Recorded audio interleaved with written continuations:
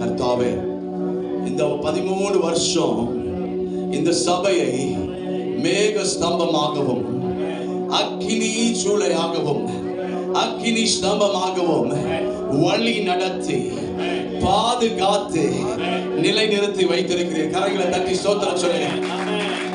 அழைத்தவர் உண்மையுள்ளவர். எத்தனை பேர் விசுவாசிக்கிறீங்க? அவர் கொடுத்த வாக்குத்தத்தம் என்ன தெரியுமா? நான் விட்டு விலகுவதும் இல்லை, உன்னை நான் வசனம் சொல்லுது, அவர்களை விட்டு விலகவில்லை. இந்த சபை இன்னைக்கு வரைக்கும் நிக்கிறது காரணம் அவருடைய பிரசன்னம் தான். ஆமென் சொல்லுங்க.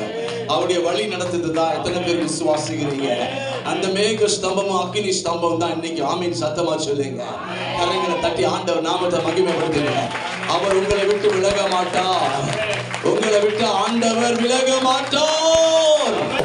உங்களை விட்டு என் கர்த்தர் விலகல விலகல விலகல. இனிமேலும் கர்த்தர் விலக மாட்டார். 13 வருஷம் எவ்வளவு போராட்டம் வந்தாலும் அது மூலமா கர்த்தர் தான் மகிமைப்பட்டிருக்கிறார். சிறைச்சாலையிலேயும் துதிச்சு பாடினாங்க. நமக்கு விடுதலையே கர்த்தர் கொடுத்திருக்கார். அத்தனை பேர் விசுவாசிக்கிறீங்க? கரங்களை தட்டி ஸ்தோத்திரம் சொல்லுகிறார். ஓ பார்வோனின் சேனையின் மூலமாக, உங்க வாழ்க்கையில வந்த எதிர்ப்பின் மூலமாக, சிங்க கெவியின் மூலமாக, சூரிய செடியின் மூலமாக என் கர்த்தர் மகிமைப்பட்டு கொண்டிருக்கிறார். பாலைவனத்தின் மூலமாக உங்களை போஷித்திருக்கிறார்.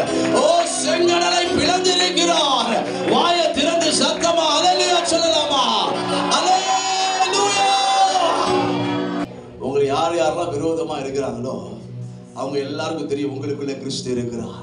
பக்கத்துல பார்த்து சொல்ல, உலகத்துல இருக்கிறவரை காட்டிலும் உங்களுக்குள்ள இருக்கிற கர்த்தர், உங்களில் இருக்கிற கர்த்தர் பெரியவர், பெரியவர். உங்களில் இருக்கிற கர்த்தர். கரங்களை தட்டி ஆண்டவர் நாமத்தை மகிமைப்படுத்துங்க.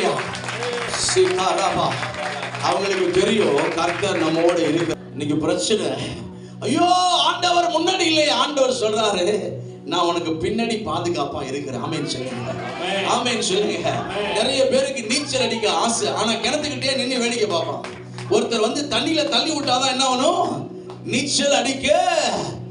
முன்னேற்றம் வரணும்னா முன்னாடி இருக்கிற தேவதூதன் உனக்கு பின்பாக வர வேண்டும். இன்னைக்கு ஆண்டவர் தீர்க்க தரிசனமா சொல்றாரு, உன் முன்னேற்றத்திற்கு இந்த வழியை நான் ஏற்படுத்தி இருக்கிறேன். ஆமென் சொல்லுங்க. இனிமேல் உன் வாழ்க்கையில முன்னேற்றம் தான். கரங்களை தட்டி ஆண்டவர் நாம